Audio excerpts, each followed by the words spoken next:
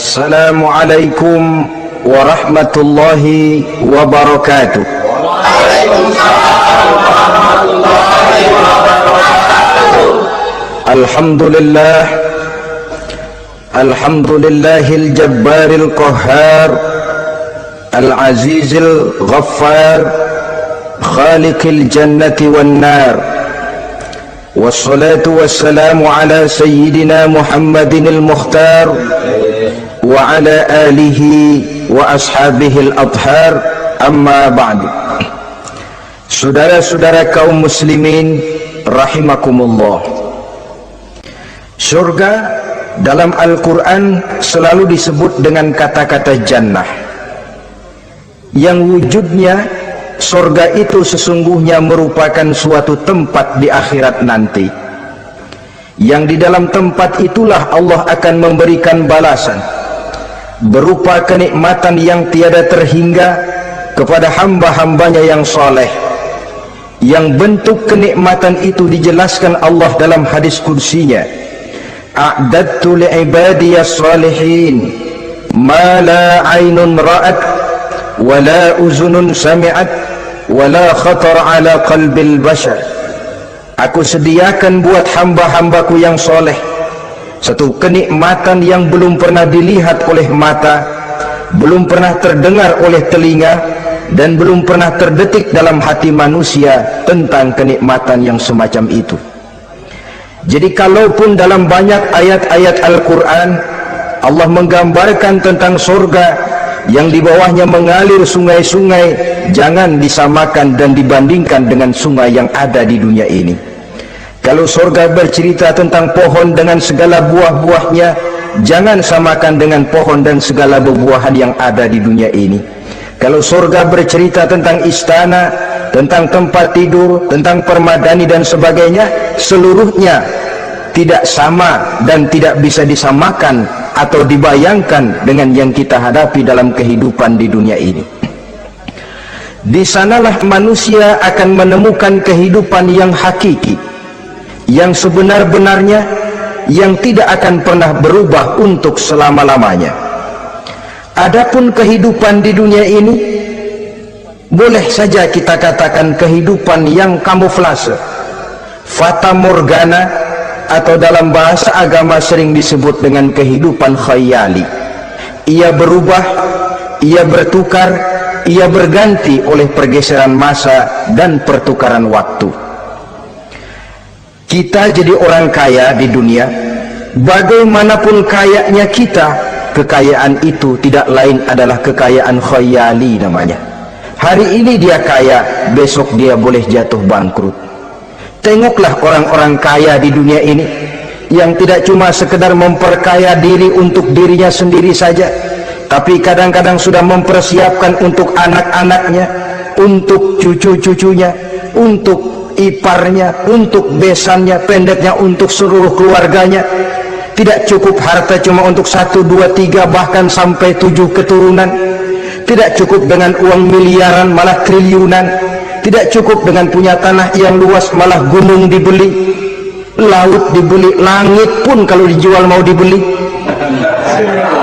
Sudah melampaui batas yang dinamakan kewajaran, dihinggapi penyakit rakus bin serakah alias tamak, lalu menghalalkan segala macam cara untuk mencapai harta, padahal itu tidak lebih dari bayangan khayali.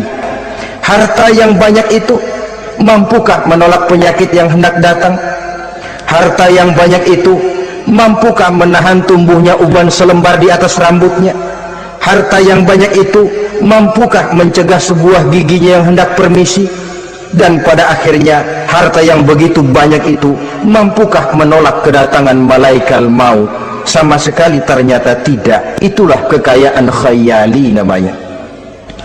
Karena itu orang yang terbuka mata hatinya, dia tidak hanya mengejar kekayaan khayali ini, dia mengejar kekayaan hakiki yang terpendam di dalam kepribadian berupa al-akhlaqul karimah, akhlak dan budi pekerti yang terpuji yang menghiasi jiwa dan kehidupannya. Ada sifat sabarnya, ada sifat syukurnya, ada sifat qanaahnya, dan segala macam akhlak yang terpuji. Itulah kekayaan jiwa yang tidak bisa dinilai dengan materi. Kita punya pangkat, jabatan, kedudukan tinggi, pangkat apapun di dunia ini sesungguhnya tidak lebih dari pangkat khayali. Buktinya bahwa dia pangkat khayali, pangkat di dunia ini selalu ada bekasnya. Saudara kenal ada bekas camat, ada bekas lurah, ada bekas gubernur, ada bekas menteri, ada bekas presiden. Hari ini dia lurah, besok bekas lurah. Hari ini dia camat, besok bekas camat. Hari ini dia menteri, besok bekas menteri. Pangkat khayali. Maka Quran menganjurkan jangan pangkat khayali yang kita kejar mati-matian, sampai menggunakan sistem jilat atas, injak bawah, sikut kiri kanan, yang penting dapat kedudukan. Padahal itu tidak lebih daripada pangkat khayali. Quran menganjurkan carilah pangkat hakiki, kedudukan di sisi Allah, maqam di sisi Allah. Itulah pangkat yang sebenarnya. Apa jalan ke arah sana? Quran memberikan petunjuk. Wa minal laili fatahajjad bihi nafilatan lak asa an yab'asaka rabbuka maqaman mahmuda. Di keheningan malam, dikala orang tidur nyenyak, bangunlah engkau tahajud kepada Allah Tuhanmu. Pasti kalau itu kau laksanakan, Allah akan menempatkan engkau di satu tempat yang terpuji, mendapat pangkat yang hakiki dan bukan sekedar pangkat khayali. Kita berusia muda, muda kita ini pun muda khayali. Berapa lama kita muda? Hari berubah jadi minggu, minggu bertukar menjadi bulan, bulan pergi datanglah tahun. Pergeseran masa dan pertukaran waktu membuat kita jadi berubah. Kulit yang tadinya kencang jadi lentur dan keriput, segalanya berubah. Oleh karenanya pada kehidupan di surga nanti, orang akan menemukan kehidupan yang hakiki, yang tidak akan pernah berubah untuk selama-lamanya. Nah, kita akan mulai dengan menjelaskan bagaimana sebenarnya keadaan surga itu. Pertama, luasnya. Berapa sih luasnya surga? Dengan logika, sekarang ini dunia dihadapi dengan kekhawatiran terhadap peledakan penduduk yang nyaris tidak terkendali. 5 miliar lebih jumlah manusia yang nongkrong di permukaan bumi. Tapi sesungguhnya planet bumi yang kita tinggali ini cuma satu planet kecil dari 9 buah planet yang berada dalam sistem tata surya matahari yang lazimnya kita namakan galaksi. Selain tata surya matahari yang namanya galaksi itu, masih terdapat lagi galaksi-galaksi lain yang dengan sendirinya juga dikitari oleh planet-planet lain. Dan bumi kita yang kita tinggali ini, yang dihuni oleh tidak kurang 5 miliar manusia, hakikatnya cuma setitik debu di tengah angkasa alam yang luas ini. Oleh karenanya, di dalam surah Ali Imran ayat 173, ayat 133, Allah Subhanahu wa ta'ala menjelaskan, wasari'u ila maghfiratin min rabbikum wa jannatin arduha as-samawati wal ardu u'iddat lil muttaqin. Bersegeralah kamu menuju ampunan Allah dan surga yang luasnya seluas langit dan bumi. Seluas langit dan bumi. Sedangkan langit oleh mata telanjang ini kan tidak pernah kelihatan.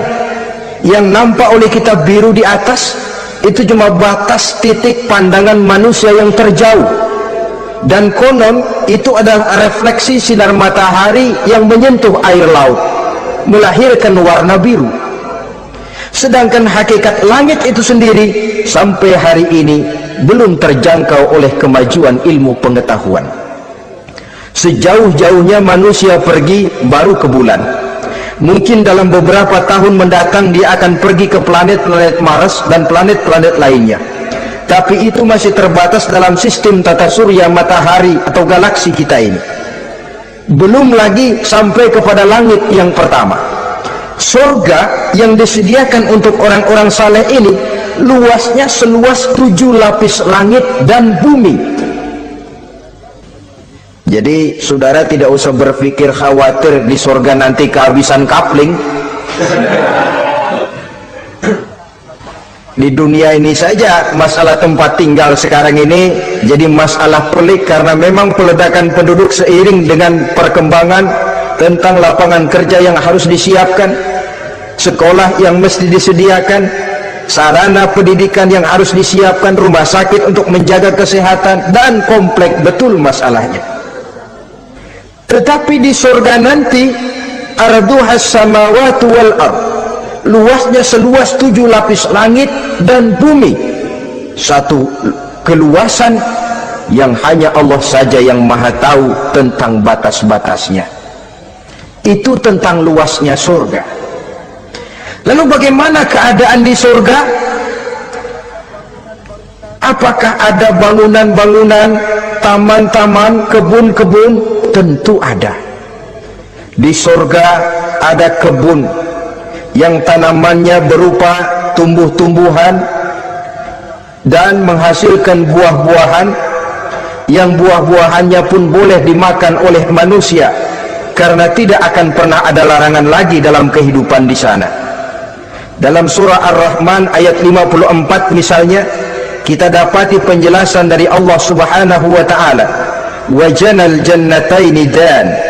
Begitu juga dalam surah Waqiah ayat 32 dan 33, Allah menjelaskan wa fakihatin kasiratin la maqtu'atin wa la mamnu'ah, dan di dalam surga itu terdapat buah-buahan yang sangat banyak sekali yang tidak pernah putus-putusnya, wala mamnu'ah, dan tidak dilarang untuk mengambilnya. Yang dimaksud la maqtu'ah, tidak terputus, artinya buah-buahan di surga itu begitu kita petik keluar lagi gantinya, dipetik lagi keluar lagi gantinya, la maqtu'ah, tidak pernah putus. Lain kan pohon di dunia ini hari kita petik keluar lagi kapan? Musim tahun depan, nungguin kita. La maqtu'ah, tidak pernah terputus buah-buahan itu, wala mamnu'ah, dan tidak terlarang untuk memetiknya. Adakah pohon pisang? Pohon pisang ada. Anggur banyak. Delima pun ada. Tetapi sekali lagi, bagaimanapun hakikat buah di surga cuma sama dalam nama tapi lain dalam wujudnya. Nanti saudara pikir, di surga pisang, di sini juga banyak kalau cuma pisang mah. Di surga anggur, di pasar banyak anggur. Ini cuma nama yang sama, hakikatnya tentu berbeda. So kalau hakikatnya juga sama, ya nggak usah sampai ke akhirat, di sini pun cukup. Adanya nama-nama ini cuma untuk memberikan gambaran tentang buah-buah yang ranum, yang nikmat, yang lezat, dan yang digemari oleh manusia. Dan jangan heran kalau di dunia ini biasanya pohon itu akarnya di bawah, buahnya yang di atas. Maka di surga nanti terbalik pohon itu, akarnya yang di atas, buahnya yang ke bawah, sehingga orang nggak perlu tangga dan ngambil buah, tinggal metik saja, nggak perlu naik, nggak perlu manjat, nggak perlu bersusah payah. Saudara-saudara kaum muslimin rahimakumullah, kemudian bangunannya bagaimana? Surga itu pun bertingkat. Di dalam Al-Furqan ayat 10, Allah Subhanahu wa ta'ala menjelaskan, Tabarakallazi in sya'a ja'ala laka khairan min dzalik jannatun tajri min tahtihal anhar wa yaj'al laka qusura. Maha suci Allah yang apabila ia menghendaki dijadikannya untuk kamu yang lebih baik daripada kehidupan dunia ini, yaitu surga yang di bawahnya mengalir sungai-sungai, dan dibangunkannya untuk kamu istana-istana di dalam surga. Jadi bangunan di surga pun berbeda sesuai dengan amalan orang yang masuk ke dalamnya. Seperti halnya perumahan di dunia ini, ada yang masuk kelas pondok indah, ada juga yang masuk kelas pondok pindah.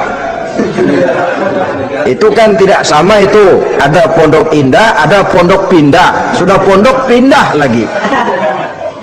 Kenapa bisa berbeda begitu? Ya tergantung kekuatan ekonominya. Makin tinggi nilai kekuatan ekonominya, makin mampu dia mendirikan istana di dunia. Tapi di surga nanti yang bikin mampu bukan ekonomi.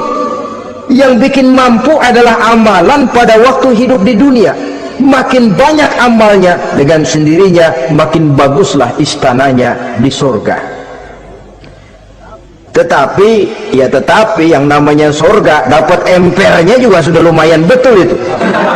Seemper-empernya surga masih jauh lebih baik daripada sebagus-bagus istana di dunia ini. Taj Mahal, bangunan yang mengagumkan. Istana Raja Persia, bangunan yang menggiurkan. Sehebat-hebatnya istana dunia, masih jauh lebih mending empernya surga. Konon ya, menurut satu riwayat, baunya surga itu sudah bisa dicium 40 tahun perjalanan. Menurut riwayat lain 500 tahun perjalanan. Menurut riwayat satu lagi 70 tahun perjalanan. Baunya surga sudah dapat dicium oleh manusia. Saudara-saudara kaum muslimin rahimakumullah. Nah, di dalam bangunan-bangunan surga itu seperti halnya terdapatlah kamar-kamar ghuraf dalam istilah Quran itu, yang juga berisi divan, ranjang, tempat-tempat tidur yang indah-indah, dilengkapi dengan kasur-kasur yang tebal dan empuk, bantal dan permadani yang daripadanya bertahtakan emas. Terulah tempat tidur paling menggiurkan kita zaman sekarang ini yang namanya Dunlop pillow atau Alga spring bed. Sejauh itu bayangan kita menggambarkan masih belum apa-apanya ketimbang tempat tidur yang ada di surga itu nanti. Saudara-saudara kaum muslimin, apakah juga penduduk surga makan, minum, memakai pakaian? Iya. Mereka akan beroleh gelas, piala, kendi, cerek, dan piring-piring yang terbuat dari emas dan perak. Tentu tidak usah gambarkan lagi macam emas dan perak di dunia. Emas dan peraknya akhirat, saudara-saudara. Tetap saja mana ainun ra'at, wala uzunun sami'at, wala khatara fi qalbil bashar. Belum pernah dilihat mata, belum pernah didengar telinga, dan belum pernah terdetik dalam hati manusia tentang wujud yang semacam itu. Apa pakaian mereka? Pakaian penduduk surga dari sutra yang lembut dan tebal berwarna hijau. Kemudian saudara-saudara, sungai juga mengalir di sana. Mata airnya antara lain berwarna jernih, ada yang air susu, ada yang sungai madu, ada yang khamar atau sungai arak, dan penduduk surga boleh meminumnya, tidak ada larangan sama sekali. Timbul pikiran konyol, kalau di surga orang pada minum arak, apa banyak yang teler di surga? Ya tentu tidak, sebab di sana saya katakan tadi kehidupan yang hakiki, segalanya diperbolehkan, segalanya dipersilahkan. Nah, lalu untuk masuk ke surga itu apa melalui pintu? Memang melalui berbagai macam pintu, dan ada pintu-pintu khusus yang tidak boleh dimasuki orang lain. Sayyidina Abu Bakar Siddiq radhiyallahu an pernah bertanya tentang hal itu kepada baginda Nabi, ya Rasul, apakah di surga ada pintu-pintu khusus? Ada, Abu Bakar. Ada di dalam surga itu pintu yang namanya Rayyan. Tidak boleh masuk ke pintu itu melainkan orang-orang yang puasa. Orang-orang yang rajin puasa, mereka akan masuk ke surga melalui satu pintu yang dinamakan Babur Rayyan atau pintu Rayyan. Ada pintu jihad, yang masuk lewat itu hanya mereka orang-orang yang waktu di dunia sepanjang hidupnya berisi jihad, menegakkan dan meninggikan kalimat Allah. Ada babu sedekah, pintu yang hanya boleh dilewati oleh orang-orang yang rajin bersedekah, ringan tangan dalam memberikan bantuan kepada orang-orang yang memang memerlukannya. Dan setiap orang melalui pintu yang sesuai dengan amalannya masing-masing. Ketika itu Abu Bakar bertanya, ya Rasul, apa ada orang yang dipanggil dari tiap pintu? Tiap pintu manggil dia. Kata Nabi, ada Abu Bakar, dan saya doakan kau masuk salah satu di antara orang yang dipanggil dari tiap pintu. Ini orang multi komplek ini. Puasa, dia ahli puasa. Soal jihad, sepanjang hidupnya dia jihad. Sedekah memang tangannya pemurah. Tahajud memang tiap malam. Sementara itu akhlaknya luhur, tiap pintu manggil dia. Dalam hadis ada juga perempuan yang bernasib baik, dijelaskan oleh Nabi, iza sallatil mar'atu khamsaha wa shamat shahraha wa hafizat farjaha wa ata'at zawjaha qila laha udkhuli min ayyi abwabil jannati syi'ti. Apabila seorang perempuan dia kerjakan solat yang 5 waktu, dia puasa di bulan Ramadan, dia jaga kehormatan dirinya, kemudian dia taat kepada suaminya, di akhirat nanti dikatakan kepada perempuan tadi, wahai perempuan, udkhuli min ayyi abwabil jannati syi'ti, masuklah kamu ke dalam surga dari pintu mana saja yang kamu mau. Disuruh pilih, saudara-saudara. Nah, kalau kita waktu di dunia ini tidak ada keistimewaan amal, bingung mau masuk pintu mana. Ramadan puasanya kayak gendang, depan doang sama belakang, penutupan sama pembukaan, peserta kehormatan, tengah-tengahnya kosong. Nanti mau masuk pintu royan, ditanya, ini pintunya orang yang puasa, kamu puasa Ramadan? Puasa juga sih. Puasa juga sih, bagaimana? Iya, pembukaan sama penutupan, tengahnya kosong, nggak bisa lewat pintu sini, cari pintu lain saja. Mau masuk kita lewat pintu jihad, ditanya lagi, kamu lewat sini apa merasa pernah berjuang membela agama waktu di dunia?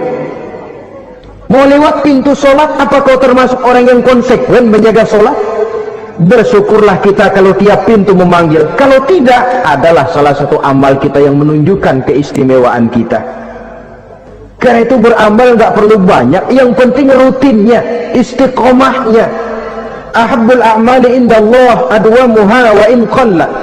Amalan yang paling dicintai Allah yang dikerjakan secara tuntas walaupun tidak banyak. Saudara baca ayat Quran nggak banyak, satu malam cuma 3 ayat, tapi rutin tiap malam 3 ayat, tiap malam 3 ayat. Itu lebih dicintai Allah daripada sekali ngaji 1 juz terus 3 bulan pere nggak ngaji-ngaji. Lebih baik yang sedikit-sedikit ini tapi rutin, dia akan menjelma menjadi amalan yang banyak daripada sekalinya banyak lalu ke belakangnya malah tidak ada sama sekali. Hendaknya ada amalan-amalan kita yang menunjukkan keistimewaan dan kelak akan menjadi pintu yang kita tempuh di surga nanti. Apabila kita sudah melalui pintu-pintu surga itu dan tinggal di dalamnya dengan pakaian, dengan perhiasan, dengan makanan dan minuman sebagai yang saya sebutkan tadi, maka kita pun dalam kehidupan di sana akan dilayani oleh pelayan-pelayan muda. Yatufu alaihim wildanun mukhalladun. Pelayan-pelayan yang muda itu keliling melayani apa keperluannya dan tidak pernah tua pelayan itu, sebagaimana kita pun tidak akan pernah tua. Pendeknya sudah jadi king of king di surga itu, jadi raja di raja. Fasilitas serba cukup, apa yang kita mau tersedia, tidak ada larangan dan pelayan seperlunya diberikan kepada kita. Nah, bagaimana keadaan penduduk surga? Dari Imam Turmuzi dijelaskan satu hadis, berkata Hasan al-Basri, ahlul jannati kulluhum abna'u 33 sanah. Mereka rata-rata orang-orang muda penduduk surga itu, umurnya tidak lebih 33, yang muda-mudanya, cakep-cakepnya, ganteng-gantengnya. Pantas kalau satu hari ada perempuan tua menghadap Rasul, ya Rasul, saya ahli ibadah, saya beriman kepada Allah, saya cinta kepada Islam, apakah saya akan masuk surga ya Rasul? Nabi senyum, enggak bu, nenek-nenek enggak masuk surga. Itu perempuan nangis sejadi-jadinya, ya Rasul, kalau gitu sia-sia tahajud saya, sia-sia puasa saya, sia-sia segala macam ibadah saya. Nenek-nenek nggak masuk surga ya Rasul, sayang benar segalanya. Rasul kemudian menghampiri perempuan tadi, Bu, kalau yang ibu bilang itu benar, ibu masuk surga. Cuman di sana ibu balik muda lagi, kulit nggak kempot kayak begitu, rambut nggak putih macam begitu. Ibu nanti di surga bakal jadi muda lagi. Salah selesin, umur 33 tahun. Rata-rata seluruh penduduk surga umurnya begitu. Tidak ada yang tua, tidak ada yang anak-anak, tidak ada yang remaja, rata-rata segitu. Nah, lalu bagaimana? Di surga hati mereka menjadi satu di antara sesama penduduk surga. Tidak ada yang iri hati, tidak ada yang punya sifat dendam. Itu keadaan di surga. Walaupun bertetangga, yang satu bisa mengunjungi yang lain, yang satu bisa nengokin yang lain, tapi tidak ada sikap iri hati dan dengki. Tidak ada yang satu datang ke tempat saudaranya di surga, loh kapling lu lebih luas dari gua nih. Nggak ada Tuhan, tidak ada. Semuanya hati sudah menjadi satu, tidak ada dendam, tidak ada iri hati. Kan jauh bedanya dengan kehidupan di dunia ini toh. Kadang-kadang di dunia ini begitulah romantikanya.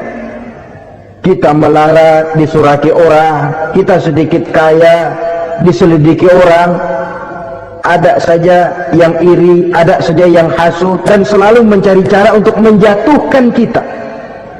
Di surga hal semacam itu tidak akan kita temui. Orang tidak punya sifat iri hati dan dendam. Lalu bagaimana lagi keadaan penduduk surga itu? Mereka selalu merasa senang dan bahagia. Tiap hari, tiap saat yang dirasakan cuma itu saja. Tidak diselingi seperti kehidupan di dunia ini, di mana senang berseling dengan susah, bahagia berganti dengan derita, ada senyum bahagia, ada tangis menahan derita. Itu romantika kehidupan di dunia. Di akhirat itu tidak akan pernah ditemui dalam surga nanti. Orang selalu merasa senang karenanya di sana tidak ada keluh kesah, tidak ada orang yang murung, tidak ada orang yang narik napas panjang sambil menghitung bintang di langit. Selalu merasa senang dan selalu merasa bahagia. Lalu bagaimana kondisi fisik mereka? Di surga tidak ada orang yang cacat, baik ia cacat rohani ataupun cacat jasmani. Seperti yang kita temui di dunia ini, ada saja cacatnya. Kadang-kadang jasmani sehat, rohaninya sakit. Kadang-kadang rohaninya bagus, jasmaninya cacat. Di surga orang sempurna, komplit, cukup. Tidak ada yang cacat rohani ataupun yang cacat jasmani. Kalau dalam kehidupan di dunia ini mereka cacat, bagaimana? Mereka akan utuh dan sempurna apabila masuk ke dalam surga. Dan di surga, sungguh pun mereka makan, sungguh pun mereka minum, mereka tidak akan pernah buang air, baik air besar maupun air kecil. Sebab kalau makan dan minum di surga harus buang air, tentu malaikat harus menyediakan WC. Dan kalau surga sudah ada WC, tentu tinja yang repot. Saudara-saudara kaum muslimin, tidak buang air juga tidak buang angin, dan tidak sakit, tidak terkena penyakit apapun namanya. Sudah di surga itu daerah bebas penyakit. Jadi barangkali kalau keluar ke halaman surga nggak pakai baju masuk angin, tidak. Di sana repot nyari duit kerokan. Segalanya sempurna, segalanya cukup. Lalu bagaimana kalau tiap saat mereka makan, tiap saat mereka minum tapi tidak buang air? Konon keringat yang keluar dari mereka, tubuh mereka, dan keringat yang keluar itu mengandung bau kasturi yang amat sangat harum baunya.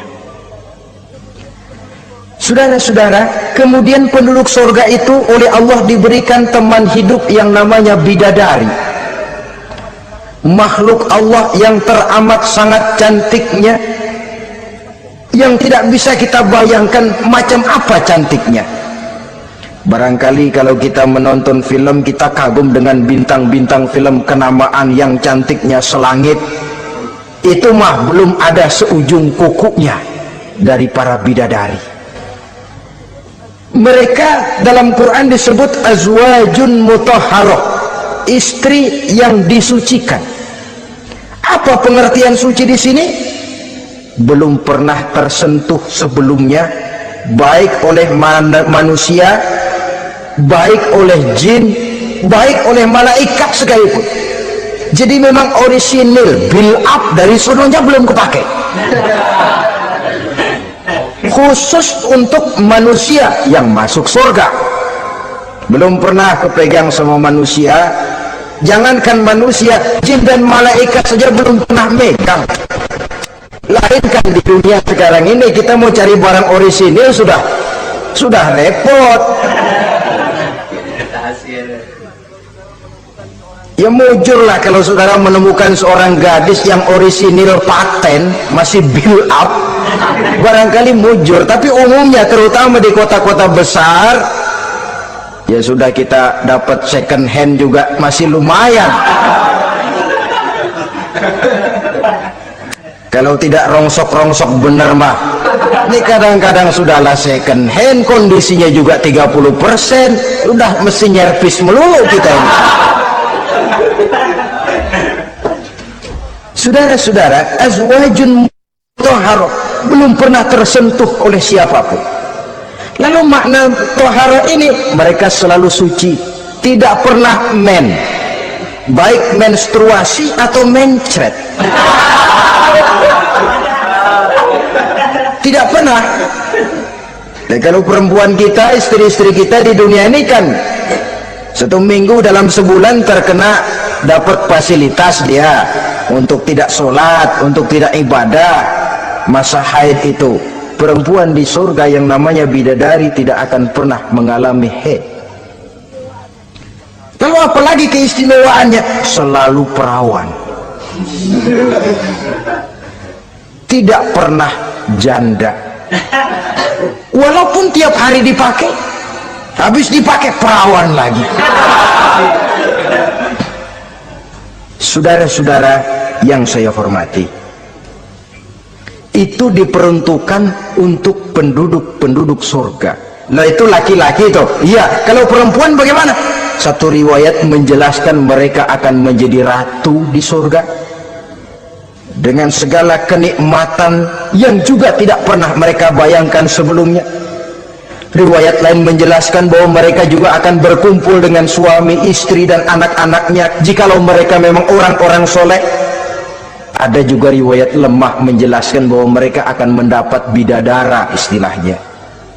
Saudara-saudara kaum muslimin rahimakumullah, pendeknya surga dan seluruh kenikmatan yang ada di dalamnya tidak pernah mata melihat, belum pernah telinga mendengar, belum pernah terbetik dalam hati manusia. Oh di surga begini kali ya, berbeda dengan itu. Oh bidadari begini kali ya, kalau masih begini kali ya masih bisa dibayangin. Ini sudah nggak bisa dibayangin, jadi nggak usah begini ya begitu ya. Saudara-saudara, apabila orang sudah masuk ke dalam surga, bertemu dengan sesama teman waktu di dunia, surah At-Tur menjelaskan ayat 25-26, wa aqbala ba'duhum ala ba'di yatasaalun qalu inna kunna qablu fi ahlina mushfikin famanna Allahu alaina wa waqana azabas samum. Apabila mereka telah masuk ke dalam surga, sebagian yang lain berkunjung kepada sebagian yang lain. Cara kita belah sono, ini teman kita dulu waktu di dunia, yuk samperin yuk. Ba'duhum ala ba'di yatasaalun, saling tanya menanya. Kalau istilah kita, sampai juga kemari? Iya. Oh, saya waktu di dunia dulu sebenarnya sudah khawatir takut mendapat azabnya Allah, tapi Allah memberikan karunia kepada saya diselamatkan dari azab. dari mara bahaya neraka, sampailah saya ke dalam surga ini. Alhamdulillah. Bagaimana kabarnya ente? Alhamdulillah saya juga sampai ke surga ini. Si fulan bagaimana? Nyangkut kali dia mah di neraka. Yatasa'alun, saling tanya menanya hal ihwal dan keadaan mereka. Tapi satu hal yang jelas saudara-saudara, di surga nanti itu tidak ada perkataan yang sia-sia, tidak ada ucapan kotor, tidak ada omongan keji, dan tidak ada omongan kosong. Tidak ada omongan yang sia-sia, ucapan-ucapan yang kotor, mencaci maki, itu tidak ada. Karena sifat marah pun tidak ada dalam surga. Kalau di sini kadang-kadang sedikit marah sudah semrawut, kata-kata kita sudah out of control. Di sana tidak ada kata-kata kosong yang tidak ada manfaat dan tidak ada gunanya. Saudara-saudara kaum muslimin rahimakumullah. Kemudian yang terakhir, kita akan membicarakan apa saja nama-nama surga itu dan siapa calon orang-orang yang masuk ke dalamnya. Pertama, yang dinamakan Jannatul Firdaus atau surga Firdaus. Surga Firdaus ini oleh Allah Subhanahu wa ta'ala disediakan untuk orang yang dijelaskan dalam surah Al-Mu'minun ayat 1 sampai dengan 11. Qad aflahal mu'minun, beruntunglah orang-orang yang beriman. Jadi kalau saudara ingin dapat kapling di tempat yang namanya Firdaus, itu boleh pesan mulai sekarang. Nafas masih ada, Allah masih memberikan kesempatan untuk hidup, pesan tempat dari sekarang. Apa harga karcisnya? Pertama, qad aflahal mu'minun, harus beriman. Ini syarat mutlak. Tidak beriman, nggak usah minta karcis, minggir. Ini karcis pertama harus untuk orang yang beriman. Setelah itu yang kedua apa? Allazina hum fi salatihim khashi'un, mereka yang khusyuk di dalam solatnya. Jadi untuk mendapat tiket ke surga Firdaus itu setelah beriman, khusyuk di dalam solat. Artinya khusyuk, tarkul ghair li ajlil amal, meninggalkan yang lain dan hanya memfokuskan diri kepada satu pekerjaan yang sedang dihadapi. Kalau kita makan sambil ngobrol, itu namanya makannya nggak khusyuk, sebab ada sambil ngobrolnya. Nah, sholat yang khusyuk, sholat yang di dalamnya tidak berisi yang lain kecuali sholat itu, meninggalkan yang lain dan hanya memfokuskan diri saja untuk melaksanakan suatu amalan. Dan sholat khusyuk itu berat. Kadang-kadang waktu mau sholat kita nggak ingat apa-apa, begitu sudah masuk takbir yang kita lupa malah kita ingat. Itu kurang ajarnya iblis.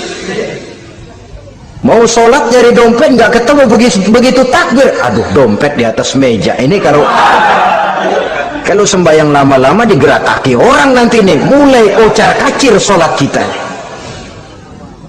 Makanya kata Imam Nawawi, sudah dinamakan khusyuk untuk tingkatan orang awam kalau pada waktu takbir dia ingat Allah. Segitu aja dulu dah tingkatan orang awam itu.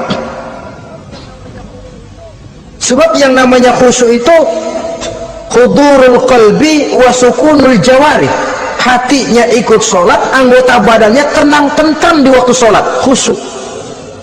Kalau waktu sholat garuk sono garuk sini, kaki ketekas ketekus, terus sudah anggota badannya nggak khusyuk. Atau anggota badannya tenang tentram, nggak gerak-gerak, cuma hatinya ngayap kemana-mana.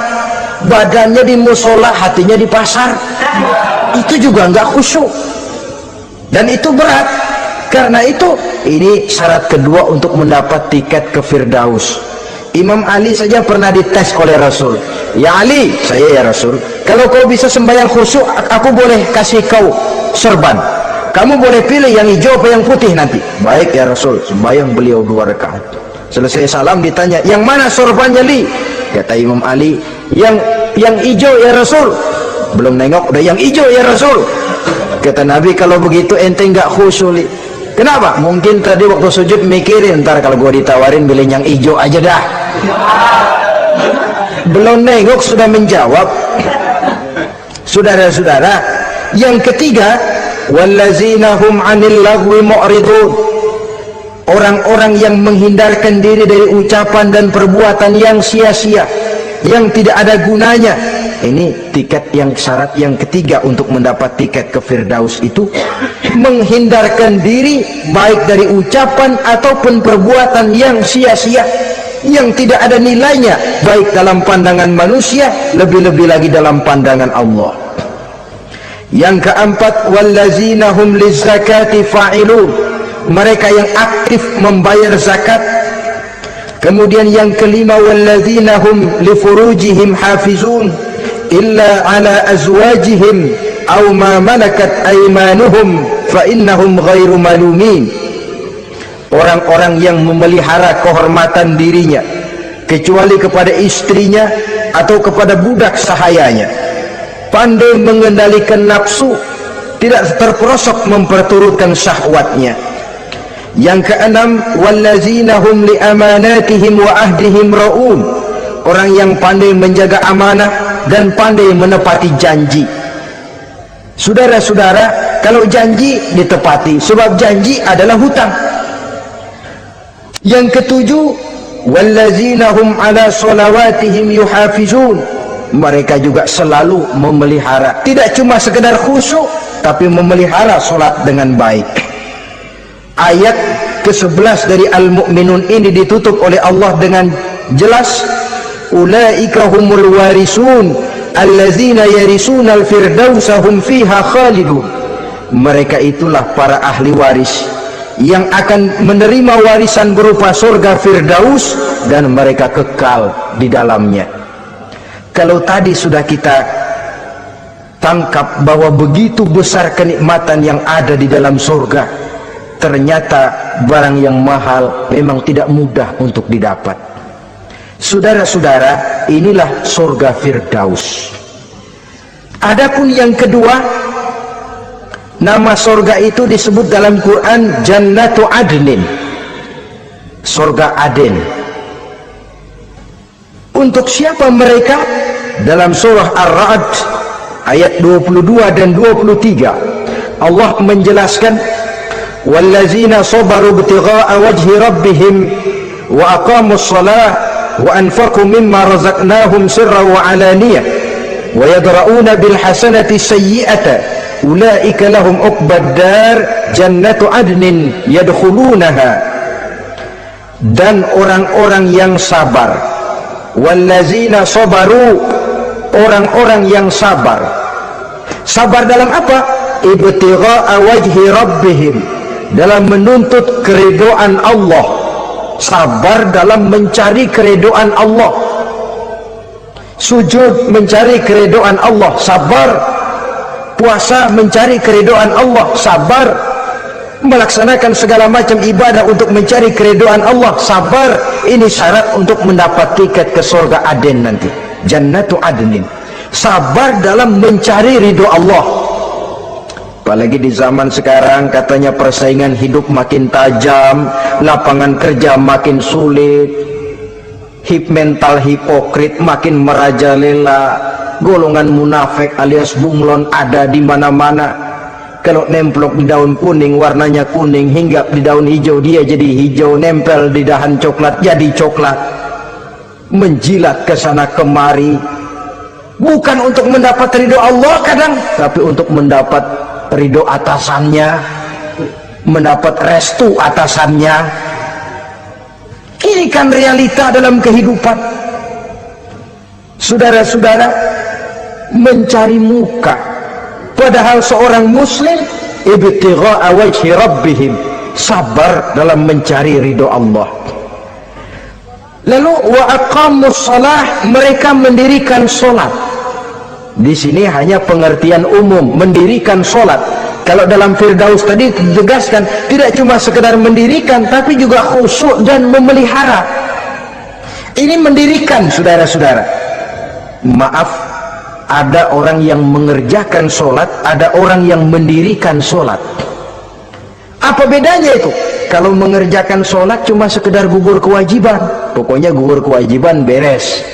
Kadang-kadang pulang sembahyang Jumatnya bersendal. Enggak sembahyang dia, sembahyang kok nyolong sendal pulangnya. Itu baru ngerjain sholat, belum mendirikan sholat.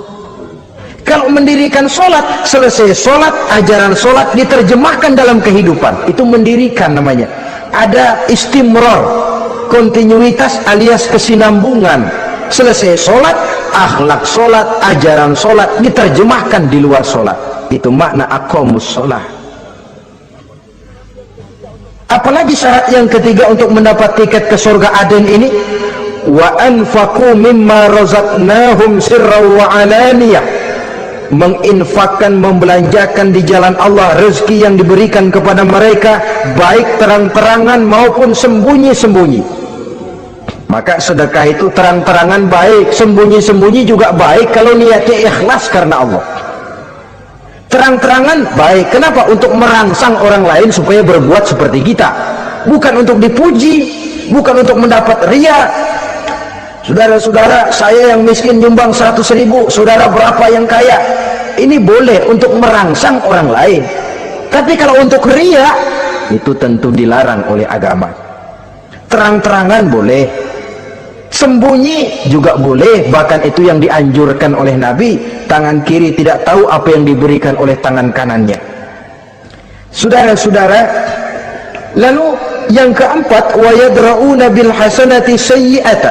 Mereka menolak kejahatan dengan kebaikan. Dia hanya tidak berteriak-teriak tentang kemiskinan, tapi melakukan usaha bagaimana mengatasi kemiskinan. Dia tidak hanya berteriak dengan mengemukakan berbagai macam kemunkaran, tapi mengimbanginya dengan menanamkan segala macam kebajikan.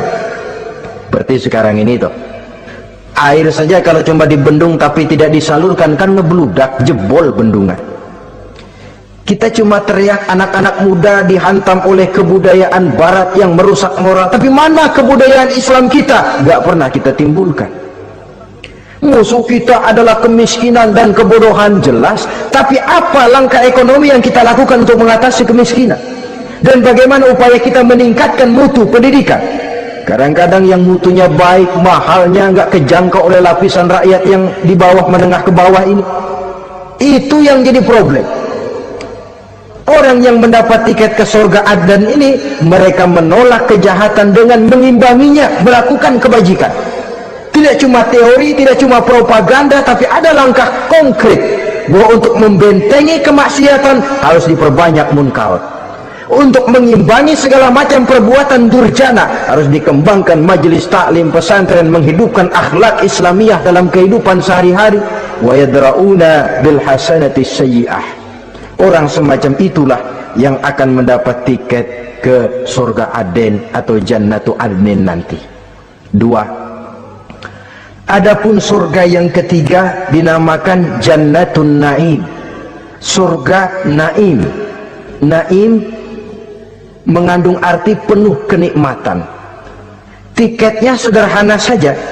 Al-Qalam ayat 34, inna lil muttaqina inda rabbihim jannatu na'im.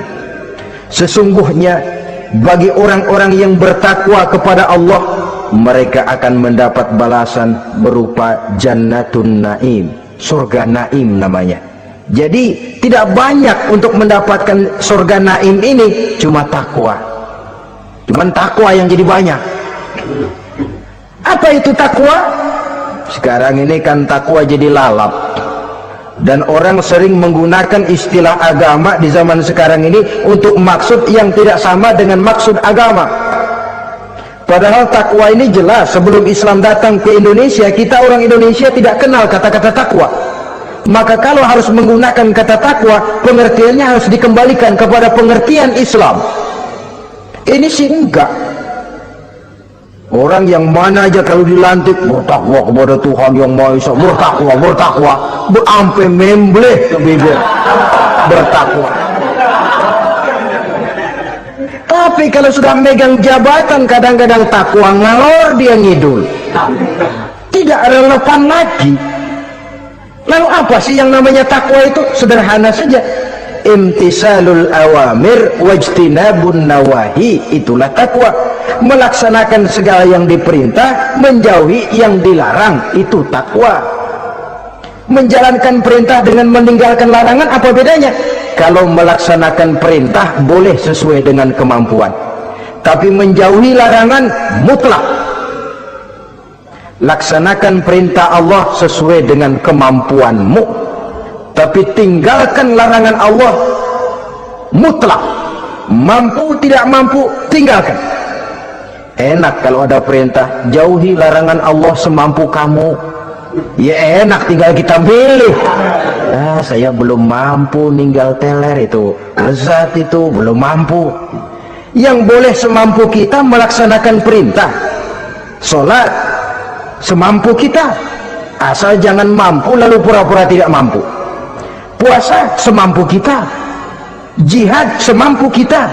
Tapi kalau sudah meninggalkan larangan mutlak, mampu tidak mampu harus ditinggalkan.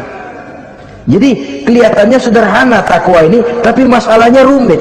Melaksanakan yang diperintah, menjauhi yang dilarang, dan itu tiket untuk mendapatkan surga naim atau jannatun naim. Yang keempat, saudara-saudara, di antara nama surga itu ada yang disebut surga ma'wa atau jannatul ma'wa. Apa tiket untuk sampai ke sana? Surah An-Nazi'at ayat 40 dan 41. Wa amma man khafa maqama rabbih wa nahan nafsa 'anil hawa fa innal jannata hiyal ma'wa. Sesungguhnya orang-orang yang takut kepada larangan Tuhannya, wa nahan nafsa 'anil hawa, dan sanggup mengendalikan nafsu, sanggup mengendalikan diri dari memperturutkan hawa nafsu, fa innal jannata hiyal ma'wa, surga ma'walah tempat tinggalnya nanti.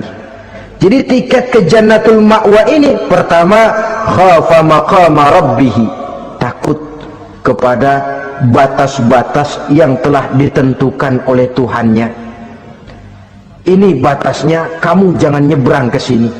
Ini batas yang halal, ini yang haram, ini yang hak, ini yang batil, ini yang ma'ruf, ini yang munkar. Orang yang ingin mendapat tiket ke ma'wa, dia takut batas-batas itu.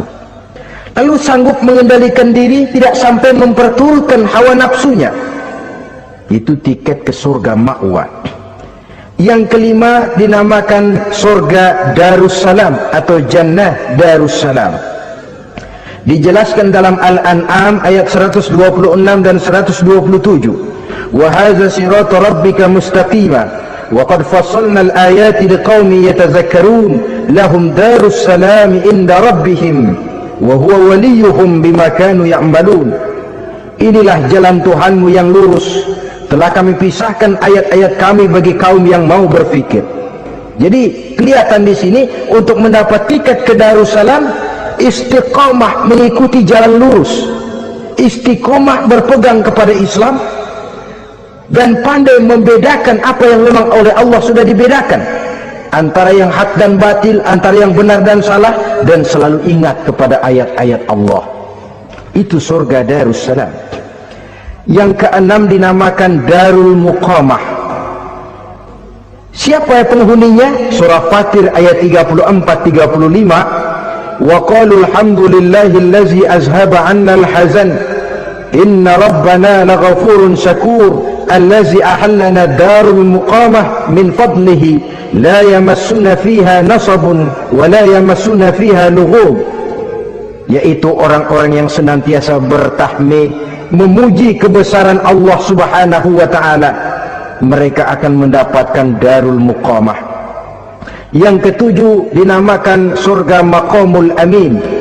Ini pun disediakan untuk orang yang bertakwa, seperti dalam Ad-Dukhan ayat 51, innal muttaqina fi maqamin amin. Dan yang terakhir, yang kedelapan adalah surga khuldi atau jannatul khuldi. Dalam surah Al-Furqan ayat 15 dijelaskan, qul adzalika khairun am jannatul khuldi allati wa'idal muttaqun kanat lahum jazaan wa masira. Saudara-saudara kaum muslimin rahimakumullah, oleh terbatasnya waktu, inilah sekelumit tentang surga dan calon-calon penghuninya. Mudah-mudahan dijadikan kita oleh Allah termasuk salah seorang di antara calon-calon yang kelak akan menjadi penghuni surga, mendapat kenikmatan yang kekal dan abadi di dalamnya. Amin ya rabbal alamin.